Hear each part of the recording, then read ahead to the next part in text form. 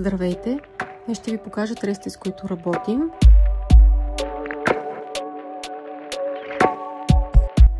Те са ръчно наплетени и много финни.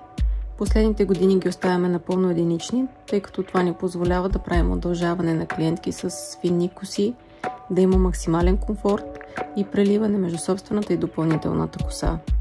Тези редове са много подходящи за сгъстяване на собствената коса.